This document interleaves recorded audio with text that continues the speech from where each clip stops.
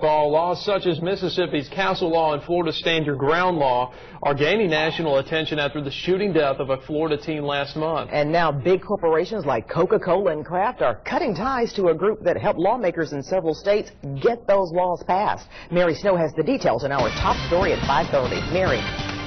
In the wake of Trayvon Martin's death, Florida's Stand Your Ground law came into the spotlight.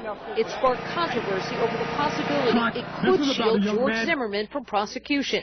Now, a focus on how that law came into place has stretched to corporations who are involved with an obscure conservative group called the American Legislative Exchange Council, or ALEC for short. The public pressure is being turned up by liberal advocacy groups like Color of Change. Our members were asking us questions about Stand Your Ground and how did this law not only get in place in Florida, but around the country. And all the fingers kept pointing back to ALEC. And it's not just ALEC, right? ALEC doesn't do its work alone. They do it with some of the biggest corporate brands in America. Coca-Cola and Kraft are two of the big names that cut ties with ALEC after a barrage of social media. Neither cited the attention over Stand Your Ground as a reason. Pepsi and software company Intuit also cut their ties recently. Companies can join ALEC by paying as much as a $1,000 membership fee.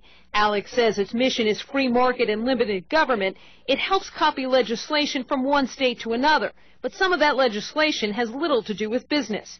For instance, for Stand Your Ground, 15 states use the exact same language in their bills. That's according to the SunlightFoundation. ALEC itself says while it did not write Stand Your Ground, it helped spread it beyond Florida.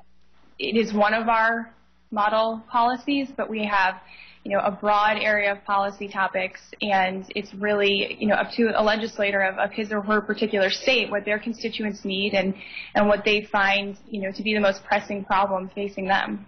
Another controversial law ALEC has pushed is the voter ID bill in multiple states.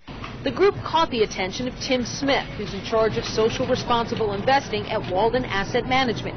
He says he spoke to Coca-Cola last year along with the trade union in calling for better transparency. Alex is out there trying to put legislation into place in states all around the country.